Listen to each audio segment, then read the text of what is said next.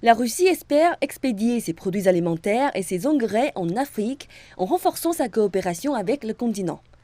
Le deuxième sommet russo-africain devrait permettre de discuter des moyens à mettre en œuvre pour que Moscou puisse remonter ses volumes d'exportation vers l'Afrique.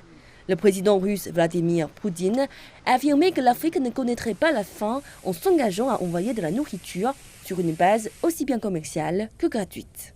Le volume de céréales que les pays les plus pauvres ont reçu, et je répète qu'il s'agit d'un peu plus de 3%, nous serons prêts à le livrer gratuitement aux pays les plus pauvres.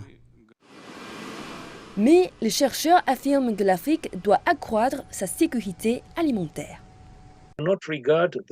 Je ne pense pas que la nourriture et les engrais gratuits puissent améliorer les deux économies, parce que les cadeaux détériorent généralement la situation des économies nationales. C'est ce qui s'est passé les nombreuses fois précédentes lorsque les pays africains ont reçu des dons. Cela ne leur a pas permis de développer leur économie. Les prix mondiaux des denrées alimentaires ont augmenté en raison du conflit en Ukraine. L'effondrement de l'initiative sur les céréales de la mer Noire qui permettait d'exporter les céréales ukrainiennes a aggravé la situation.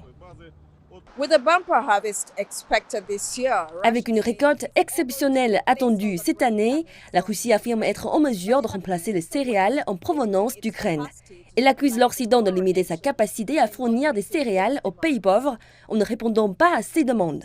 La Russie a affirmé que les restrictions avaient rendu plus difficile pour ses négociants le traitement des paiements russes ou l'obtention de navires et d'assurances. Mais le sommet apporte de l'espoir avec le soutien des dirigeants africains pour apaiser les tensions existantes. Il existe de nouvelles possibilités pour la Russie de sortir de la situation concernant les sanctions. Et les céréales sont un élément très important qui peut être inclus dans ces nouveaux accords.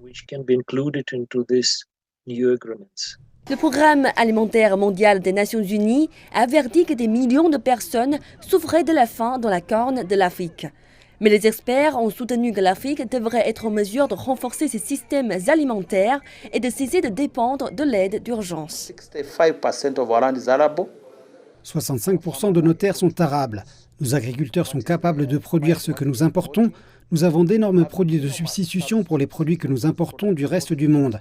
Mais nous avons frustré nos agriculteurs en termes d'accès au marché en ne fournissant pas les bons intrants, parmi lesquels figurent les semences et les engrais.